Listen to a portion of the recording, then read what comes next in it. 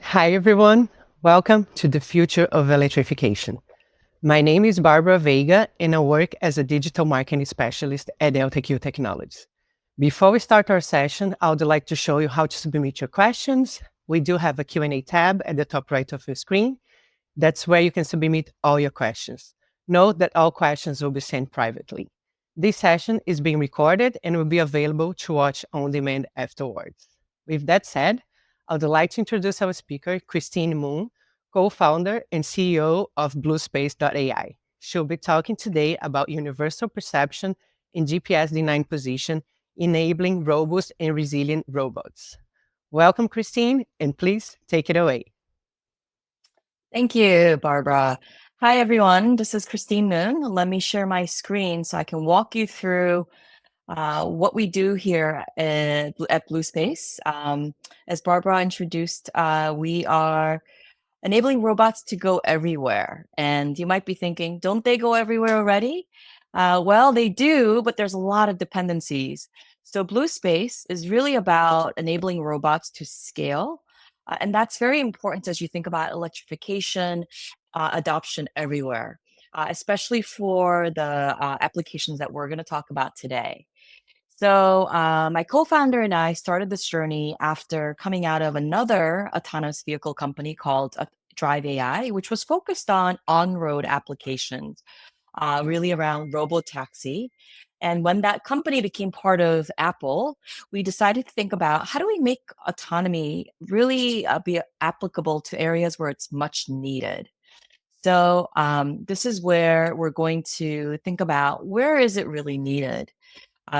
So at CES early this year, the talk of the town was really around embodied AI for robots. What is embodied AI? It's a fancy word for saying AI in an embodiment, whether that's embodiment of four-wheeled vehicles, four-legged robots, or two-legged robots like humanoid robots. So it's on the rise. I think what's driving it is really around labor shortage. We are seeing significant labor shortage for farming. We're seeing it for heavy industries like mining and construction. And similarly, we're seeing that for defense. All the areas where it's very dangerous, difficult, and very challenging. And that need is also coupled by the fact that hardware cost is coming down. And then with advancements in various AI models, all of that together is really driving the adoption. So we're seeing the market grow quite a bit, which is great. So then you might be thinking, well, how has autonomy solution evolved? And this is where I wanted to share about the new approach that Blue Space is bringing to the market. So conventional approach is what we've done before in our previous company. You segment the world. Is it dynamic or is it static? And then you classify. Is it a person? Is it a bicycle? Myriads of classification and combinations of such. And then you track. Oh, that person A has moved from person A from point A to point B in the next frame. You track them over multiple frames, and then you infer the motion. Um, and that's how we typically derived, and you do that with a lot of data and comparing that against your database. Blue Space, realizing that if autonomy is really about solving for motion, solving for my motion and the surrounding motion, well, let's do that with higher accuracy and lower latency so it can be safer and be more productive. And that allowed us to not have to rely on classification too much for accurately inferring motion. So even if we classified a telephone pole versus a tree that fell in our way, what was more important is that we were able to avoid getting hit by a tree that all of a sudden came in our path by driving around it, and that's what matters. So that's simplifying sort of how we approach things. And if you were to think about, well, our company already has some level of autonomy, where would Blue Space fit in? Well, everyone talks about double and triple redundancy, especially for safety critical scenarios. And that's where we can be another input to the redundancy, to the AV stack. And that's important from two perspectives. One is hardware redundancy, but also from software redundancy. Having a dissimilar approach in software is very, very important as you think about high reliability, high precision, and being able to safely deploy this at scale. So let me explain to you some of the things in which we are able to, when we take a motion first approach, what are we able to do? When vehicles like this cuts us off last minute or gets in our path, we're able to handle that. A kid with a banana outfit over its head. Why is it there? It's not just for laughs. It's for us to show that even with conventional approach where you complete where you infer motion, blue space is able to react faster to objects never before seen, like the kid with the banana outfit over its head, so that we could react to it safely, not hit it, and then be able to have the confidence to answer questions like, can your autonomy system be able to detect and be able to avoid collision of fill in the blank any object? And that is the case with blue space. So I just wanted to show you that example of such. So I wanted to talk about modular autonomy. When you think about autonomy, there are several components to it. And I wanted to break it down in terms of market that we can address. So for robots to go from point A to point B, you need to answer the question, where am I? And that is highly dependent on GPS and HD mapping and others. And that positioning market, answering the question, where am I, is quite a big market because that's a starting point for any kind of autonomy, whether it's ADAS or AD, with different levels of autonomy. Levels 2, 3 will be ADAS, and level 4, 5 will be where robots in charge and humans are either supplementing or there's no human in the loop, level 5. So positioning market is quite important, and then perception, and then mapping, and overall autonomy. So I wanted to talk about when 2010 was all about software is leading the world. 2020 is all about data is leading the world. And that data is very important to train your autonomy stack. And I wanted to talk about modular autonomy as a way to roll out ADAS and then acquire the relevant data to get to full autonomy. And I think that is the wise way to deploy autonomy at scale, where you introduce different levels of autonomy that is very prevalent in consumer vehicles like lane keep assist, collision avoidance, park assist. But sometimes you don't find those ADAS features readily available for commercial applications. So that's where Blue Space is really focused on delivering ADAS solution for commercial applications. And that's where modular autonomy, whether it's providing positioning, providing perception, and then acquiring spatial data without having to spend billions of dollars, and then getting to full autonomy. We think this is the way you can do this at scale. And I'd like to think about, given the audience today, that where will autonomy be applied first? It's where there's a pain point, as I said in the earlier part of my presentation, where there's a labor shortage. As a startup, I like to think about it as when we think about go to market, when you have a solution that's a pain pill, there's three categories actually. You're a pain pill as a solution provider, or a vitamin, or a candy. And I like to think that when you fall into the candy category, there isn't that level of urgency. And while I see robotaxi being based out of San Francisco Bay Area quite often in my day to day, I think it's a nice to have because a lot of people are driving around fine. Uber and Lyfts are everywhere. But when I talk to our customers in mining, construction, rail, and defense, I think there is that sense of urgency as to, yeah, we do need robots that's reliable and that's affordable. Can Blue Space provide that? And that's who we've been working with to provide our ADAS and AD solution. And I want to start with the biggest market, which is the positioning, answering the question, where am I? Because that's important even with a human in the loop. You need to sometimes answer that question because when we rely on GPS signals, sometimes it's not always there. I want to point out urban canyons. And those are dense urban areas where there's a lot of skyscrapers and high rises, and that degrades the GPS signals. When there's human in the loop, you can still kind of make out like, okay, I think I know where I am with your sensing so that you could continue your operations. But as you roll out higher levels of autonomy, that level of precision and dependence on GPS signals go up. That means you need a solution when GPS signals are degraded or not available. And these are the sort of the three major buckets where GPS signals easily get degraded or denied. So I already mentioned urban canyon, indoors and underground, tunnels, long tunnels, and dense vegetation. So if you think about precision farming, where a lot of robots are deployed, that's where the tree canopies and dense vegetation easily degrades and interferes with the GPS signals. And this is in the news last year. All these news titles are signaling, ooh, GPS is becoming an Achilles heel as defense relies on it more.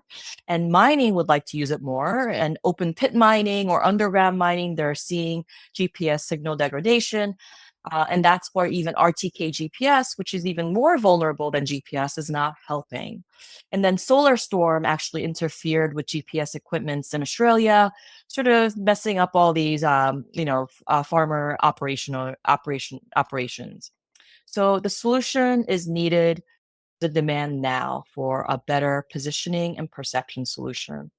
So this is where Blue Space presents this solution, which can be retrofitted onto your existing fleet. So we answer the question, hey, GPS signal is not there. Can you tell me how much I've traveled since we last checked in so I know where I am? Can you help me keep my operations? And then um, unlike the other positioning system that just answers that question and that question only, we also answer with no additional hardware. Hey, what is going on around me? How are things moving around me? Oftentimes, while these are very well controlled environments, unexpected things do happen. And that's where incidents go up and fatalities could happen and accidents could happen. So, this is where having real time ability to understand how things are moving around you is very important. Of course, the first and second solution, if it's unaffordable by many, it doesn't matter. So we focused on lowering swap C or improving swap C in terms of size, weight, power, and compute. And as you think about, as per the title of this conference, future of electrification, the power component, the impact of autonomous system on the battery life or the range and the overall operations is critical. So that's why having an autonomous system that is low compute, lower in power demand, more efficient in how the software is architected is very important. So metrics are also important, right? Performance. So our track error is about zero point 0.1 to 0.3%, whether it's on road or off road. We like to think that as autonomous vehicle, you should not be just limited or geofenced to on-road or even indoors. Even AMRs, we're seeing them go from warehouses to the field, right? That makes them more versatile, more efficient, more useful. I've seen at CES earlier this year where AMRs are delivering refueling supply to that EV mining vehicle out in the field. Instead of taking it out of its operations and having downtime, it's better if you're able to bring your battery pack and charging option to the field via AMR. So even AMRs need highly reliable GPS signals or a solution when there isn't one. And this is how we do that. So the vehicle types or form factors do not matter for us. As you see here, these are actually our customers putting our solution on their vehicle. And this is something that can be integrated into a vehicle if you'd like. But if you want a solution now that's available for your existing fleets, we can put it on top. So I want to give you a case study, two case studies. This is the first one where our mining customer wanted to, the problem they had was, well, when there's a lot of dust in the air, our existing solution makes it really hard for us to continue our operation.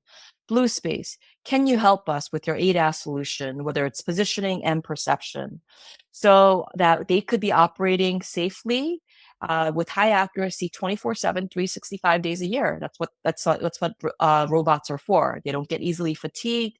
They can continue the operation so it can be more efficient and effective with their output. So we were able to enable that. And this is something that, as you think about for mining, construction, and rail, how do you keep that safety level up? How do you keep that operational level up? And this is where we can help with different environmental factors. Dust, moisture, fog, and snow are all the environments in which we've tested and worked with partners on. Our defense customer wanted to be out in the middle of dense forest, like you see here. And what they wanted to do is have a resupply mission, which is really important for sustainment in a war scenario. And whether it's resupplying of ammunition or any other military supply, they wanted to make sure we could do this with high accuracy. So at the end of this video, you'll see that we circle how off we were from the destination, and we were off by a few meters, incurring track error of 0.1%. Remember, I said industry standard is 1% error. So the fact that we were able to achieve 0.1% means we're just few meters off, which means we were successful in delivering the ammunition or supply. So this is important as you think about, for Army, it's not just GPS degradation. Their adversaries are actively jamming GPS. So as they think about electrification and automation, they want to make sure that we have a robust system that will enable that ADAS and AD solution to be reliable. So this is something that Blue Space was aiding. Now let's talk about, okay, now I figured out where I am as a robot. I need to go and I need to understand what's moving, situational awareness moving around me. So this is an urban setting where we've never been to this part of city before, and we haven't trained, we don't have HD map. So first time going there, what you see is how our software is understanding the world. What you see here, we don't use the camera per se, but here we're using our software is understanding through LiDAR or radar where things are. Dark blue is where things are right now. You see the pedestrians on the side. Light blue is predicting their trajectory. So it's a predictive perception. So understanding where they are now, how they will be moving, and real-time correction of such. And the latency is around 20 milliseconds, and it scales to hundreds of objects. This is really important when you think about untagged objects appearing on site, whether it's a port terminal, construction site, or underground or open pit mining. Sometimes untagged objects do appear. And how do you operate in such scenario? With the real-time object detection, you're able to navigate safely. And this is quite important for all safety critical operations. Well, what about urban? Because our software is not geofence. We could go to New York like we did here. This is Chinatown. You see real-time detection of all objects, cyclists or people or this Lyft driver or cyclist that's going to appear, where we know where they are now. We know where they will be, predicting its path. And this is quite important for both rural and urban settings like this, having one software that handles it all. So I wanted to share that. And then again, this is on a paved road, and we're detecting this objects that we've never seen before, but it's okay. We're seeing where it is now, and we're following, we're tracking. And this object will take us not only from this non-paved road, but it will go on paved road, but we don't stop, we just continue to track, as you see right here, as it transitioned to paved road. And then we'll see as we continue to drive some objects that's to the right, and that's a pedestrian, and we're able to detect such as well. So again, being able to handle everything, and no matter where you are, I think for this conference, we have folks dialing in from Europe, some from North America, some from Asia, and the rest of the world. And that's important to have a software as you do global business that is able to be applicable in all geos. Okay, what about adverse conditions, right? It's not like it's like sunny California everywhere. So here we are detecting car. The camera cannot make out much here. It's very blurry, but we're able to observe a car that's 25 meters away.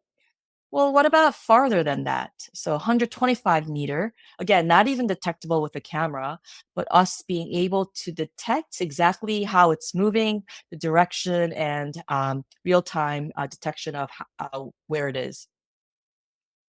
What about the snow? So this is, oh shoot, the video is not playing, but this is us operating in the snow here up in Tahoe. What's interesting is that the camera, it's hard to see where the road ends and where the walls of the snow starts. Sorry about the video not playing, but this is us generating real-time map and tracking where we are as we, and then as you drive, you'll see there's a vehicle and there's pedestrians on the side. I can share this video later. And the perception metrics are also quite important. And this is Blue Space measuring our accuracy by velocity, yaw rate, and acceleration compared to the industry. And you might be thinking, well, I want to compare your solution with ours. We'd be more than happy to go to where you are and to be able to compare A/B test what you have, whether it's your own or third party, with ours, and create scenarios that matter to your operation, whether it's manufacturing site, whether it's precision farming or otherwise, we can definitely do that. Now let's talk about full on autonomy. Some may think, isn't off-road autonomy easier because you have nothing to hit? Not necessarily, because all the things that autonomy relies on, infrastructure support, clear lane markings, HD mapping, um, and lots of data to train on is not available for off-road. So I would actually argue that it's off-road autonomy, what we call austere and featureless, because one tree looks like the other, is even more challenging. So this is us. We actually deployed on camera only. But that is possible because we trained on very rich and relevant spatial data. So remember, I said, hey, we don't need to go straight to autonomy. We can do roll out ADAS. And while we're rolling out ADAS, perception positioning solution, we're acquiring relevant spatial data. And that data is training for higher accuracy motion planning and being able to do more with less. So I would say this is very, very promising as you think about how do we lower the cost of autonomous solution? When you think about electrification, it's really about offering differentiated solution. And everyone knows that, EVs are the future, and a lot of AVs use EVs for easier integration, for easier data collection, and easier way to implement the solution on the vehicle. While we're not limited to EVs only, I like to think that, hey, the future is green and future is autonomous. But having low compute and easy to deploy autonomous solution that is highly accurate and that is not geofence is also critical.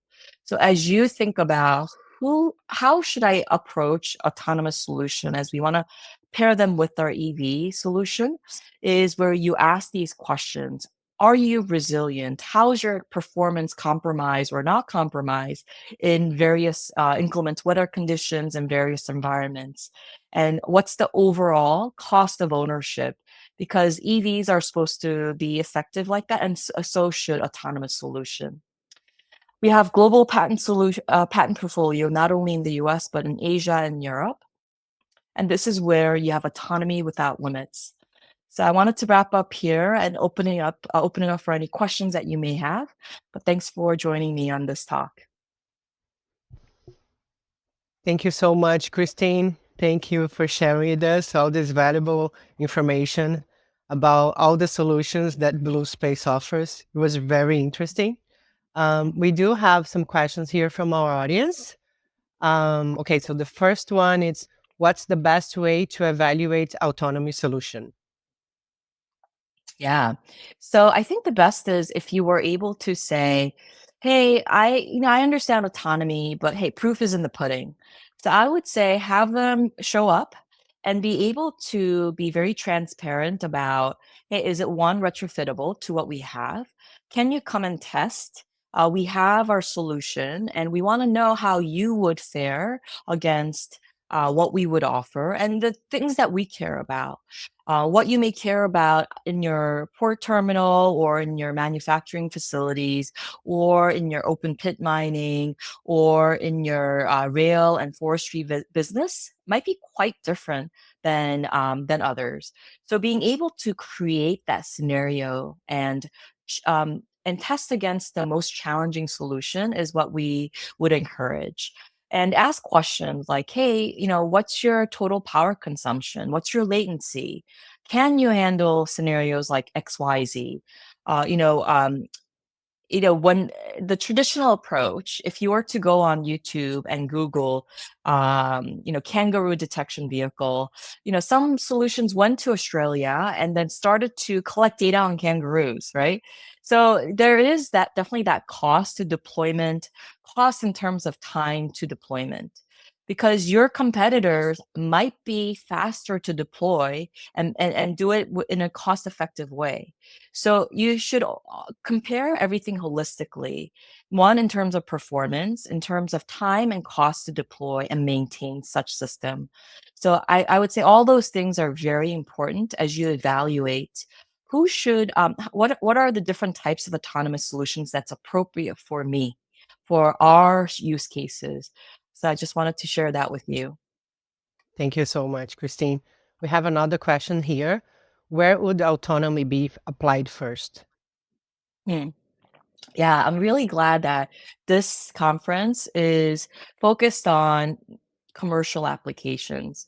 As I said, as a startup, it's good to be a pain pill. I think where the pain points are in the commercial applications.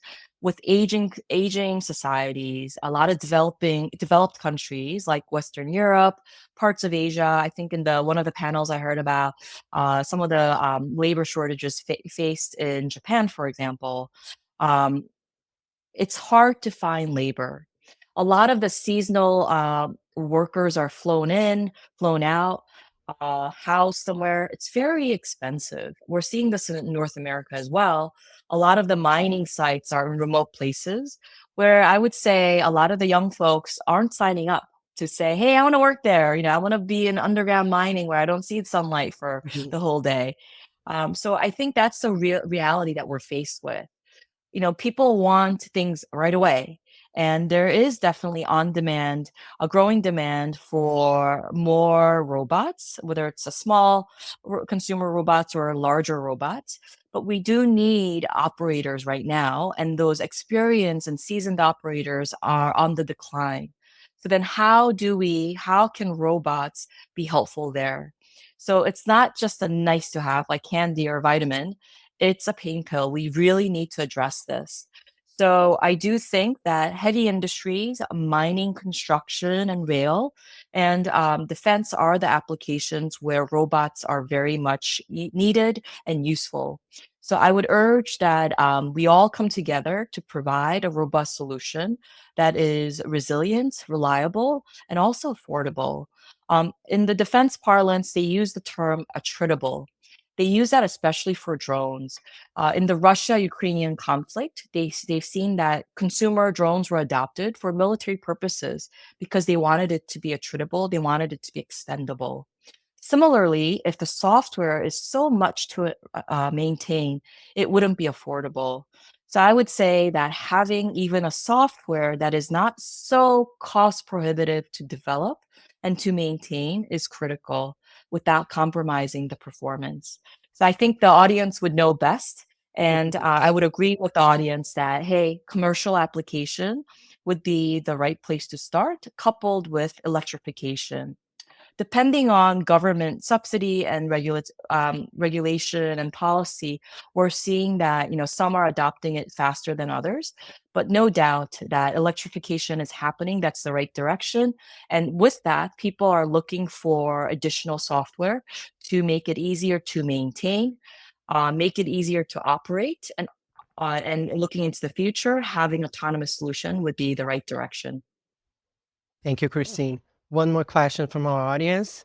How long before full autonomy is realized? I think I saw like a fun video compilation of Elon Musk saying it's going to be next year. It's going to be next year, starting from 2014. The reality is nobody knows because it's a very complex combination. Actually, there's a KPMG report that comes out every year. It's called the Autonomy Readiness Index, and they rank all the countries in the world by four parameters. One, consumer readiness, readiness for change or adaptation to change. Two, government policy and regulations. Three, technology and innovation. And four, infrastructure. So all those four factors are critical in determining how quickly the local market will adopt autonomy. I'd like to think that if software can take the burden off of infrastructure, which is where Blue Space is at in terms of doing more with less. There isn't going to be HD map to cover everywhere. It's not one and done. And having a solution that is able to operate without always relying on HD mapping or infrastructure like GPS solution isn't always there would really take the burden off and really hasten the acceleration and adoption of autonomous technology. So I do think the burdens on the software players like us, and also hardware costs coming down, right? Making the overall ownership of electric vehicles less, making the maintenance costs less, and couple that together, that will really bring in the adoption of autonomous technology along with electric vehicles. So I am cautiously optimistic, but as I mentioned during my presentation, I do think it's the rollout of gradual autonomy, meaning modular autonomy. It doesn't have to be all the way to level 5. It can be level 2, 3, 4, 5, as we're seeing on the consumer side as well, but making it highly reliable and certifiable by a third party is also important. And I think with that, we'll see autonomy being adopted by many in the years to come, hopefully in the next 3 to 5 years with ADAS, and then beyond that for full autonomy. Thank you so much, Christine. Once again, in name of the whole Zappy group of companies, I would like to thank you for accepting our invite for be part of the Future of Electrification conference. Again, this session it's being recorded and be available to watch on demand. And thank you everyone for joining. And please make sure to join the next sections from the lobby. Thank you so much. Thank you. Bye, Christine. Thank you. Thank you for the opportunity.